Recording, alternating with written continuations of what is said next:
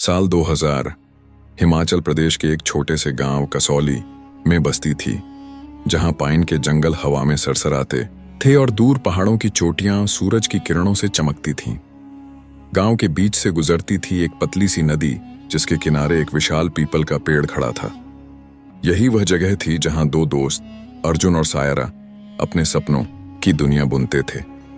अर्जुन 20 साल का जोशीला नौजवान, जिसके दिल में हवाई जहाज उड़ाने की धुन सवार थी, और सायरा उसकी बचपन की सहेली, जो किताबों में डूबी रहती थी और शिक्षिका बनने का सपना संजोए थी। दोनों के सपने आसमान जितने ऊंचे थे, लेकिन गांव की तंगी और संसाधनों की कमी उनके रास्ते में कांटों की तरह बिछी थी। अर्जुन का परिवार गरीब था। उसके पिता हरदयाल एक छोटे से खेत में सुबह से शाम तक पसीना बहाते थे। सूरज उगने से पहले वे बैलों के साथ खेत में निकल जाते और रात को थके मांदे लौटते, कंधों पर मेहनत का बोझ लिए।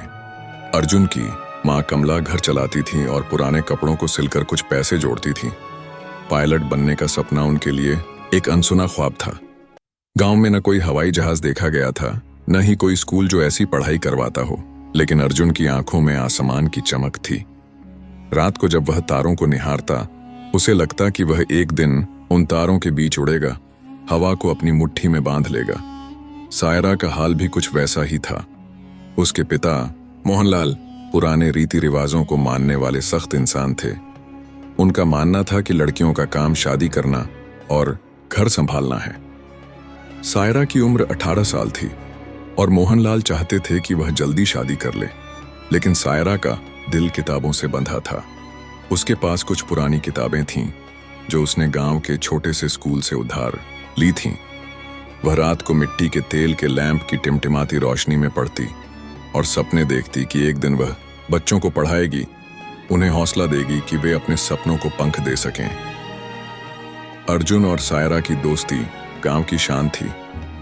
बचपन से वे एक दूसरे के हमसफर थे। स्कूल जाते वक्त नदी के किनारे पत्थरों पर कूदते या पीपल के पेड़ की छांव में बैठकर अपने दिल की बातें करते। अर्जुन अपनी फीकी नीली कमीज और घिसी हुई पैंट में चेहरे पर एक चमक ली कहता, सायरा, एक दिन मैं आसमान को जीत लूंगा, हवाई जहाज में बैठकर बादलों को छूंगा। सायरा अपनी सादी हरी सलवार कमीज में किताबें सीने से लगाए मुस्कुराकर जवाब देती, और मैं बच्चों को सिखाऊंगी कि सपने सिर्फ देखने के लिए नहीं, जीने के लिए होते हैं। दोनों एक दूसरे की हिम्मत थे, भले ही गांव वाले उनके सपनों को पागलपन कहकर हंसते। एक दिन गांव में खबर फैली, पास के शहर से एक एविएशन स्कूल की टीम आई थी। उन्होंने ऐलान किया कि वे एक प्रतियोगिता आयोजित कर रहे हैं, जिसमें विजेता को मुफ्त में पायलट प्रशिक्षण मिलेगा। गांव में यह खबर जंगल की आग की तरह फैली। लोग हैरान थे। हवाई जहाज का नाम सुनकर बच्चों से लेकर बूढ़ों तक के चेहरों पर चमक थी। अर्जुन के लिए यह खबर किसी सितारे के टूटने जैसी थी, एक मौका जो उसका भाग्य बदल सकता था। वह दौड़ता हुआ पीपल के पेड़ के नीचे सायरा से मिला। उसकी आंखों में उत्साह की चिंगारी थी। सायरा, यह मेरा मौका है। अगर मैं जीत गया तो मेरा सपना सच हो जाएगा। लेकिन उसकी खुशी पल भर में काफूर हो गई। जब उसने प्रतियोगिता के नियम पढ़े तो पता चला कि इसमें एक लिखित परीक्षा होगी, गणित, विज्ञान और इंग्लिश। अर्जुन गणित और विज्ञान में ठीक था, लेकिन इंग्लिश उसके लिए पहाड़ जैसी थी। गांव के स्कूल में इंग्लिश की पढ़ाई नामात्र की थी और उसे बस कुछ शब्द और वाक्य ही आते थे। वह निराश होकर सायरा से बोला, मुझे इंग्लिश नहीं आती, मैं आसमान को क्या छूंगा, शायद यह सपना मुझसे बड़ा है। उसकी आवाज में दर्द था और चेहरा लटक गया। सायरा ने उसकी बात सुनी। उसकी आंखों में एक चमक थी, मानो वह अर्जुन के दिल का बोझ हल्का करना चाहती हो। उसने अर्जुन का हाथ पकड़ा और कहा, अर्जुन, तूने आसमान को चुना है। इंग्लिश तो बस एक सीढ़ी है, मैं तुझे सिखाऊंगी। हम मिलकर इसे पार करेंगे। सायरा की आवाज में इतना यकीन था कि अर्जुन का दिल हल्का हुआ। उसने सायरा की ओर देखा और उसकी उदास आंखों में फिर से उम्मीद जगी।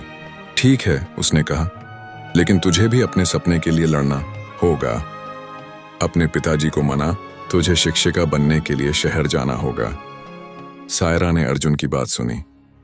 वह जानती थी कि उसके पिता को मनाना आसान नहीं, मोहनलाल का गुस्सा और पुरानी सोच उसके सपने के सामने दीवार थी, लेकिन अर्जुन की हिम्मत ने उसे भी जोश दिया।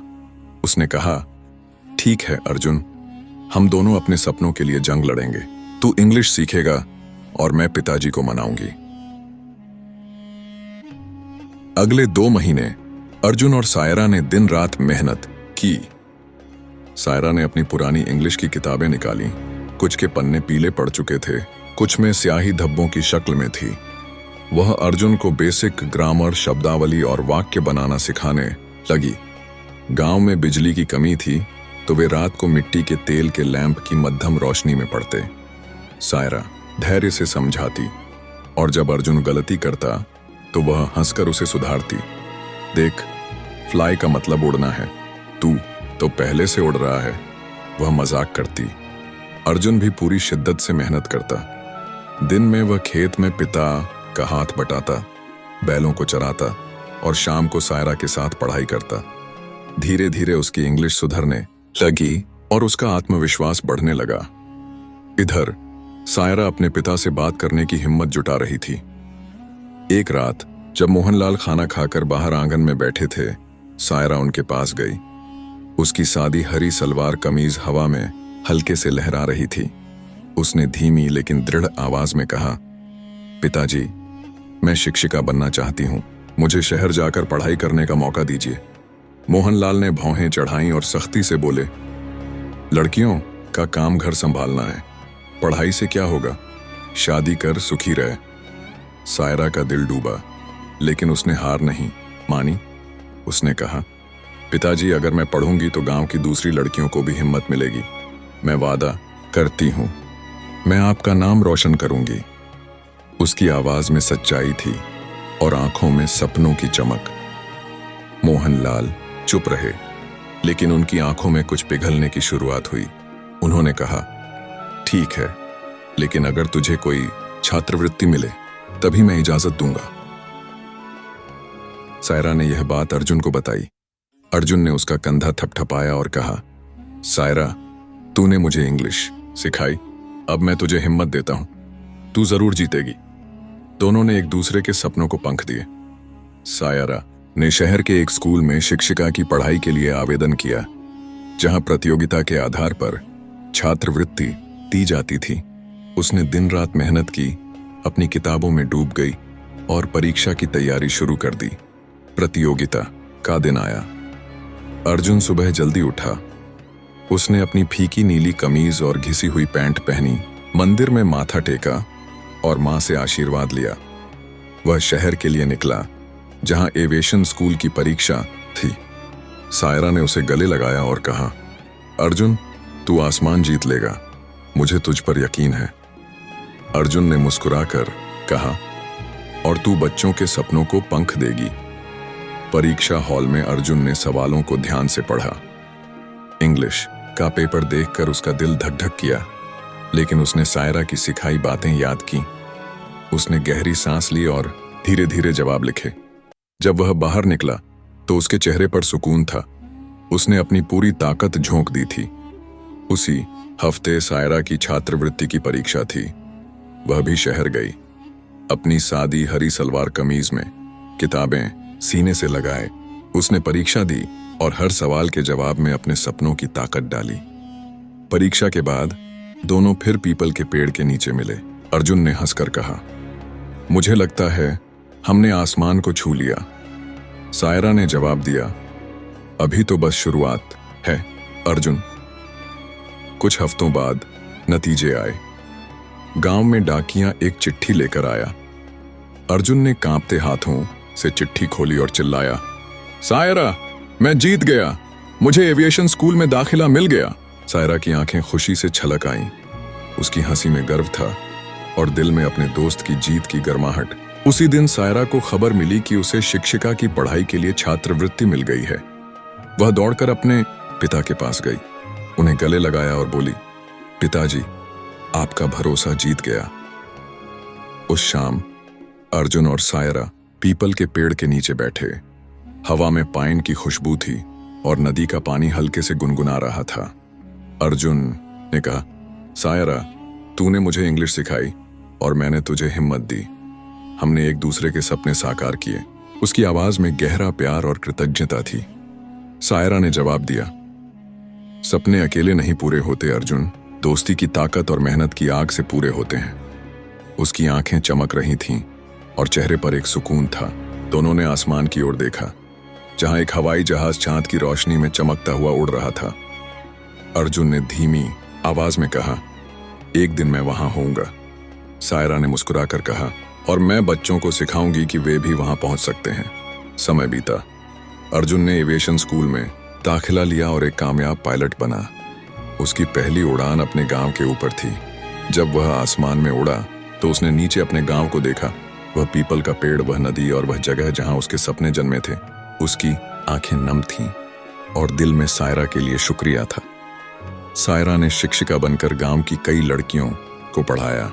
उसने उन्हें किताबें दी, हौसला दिया और सिखाया कि सपने रंग, जाति या गरीबी की दीवारों से बंधे नहीं होते।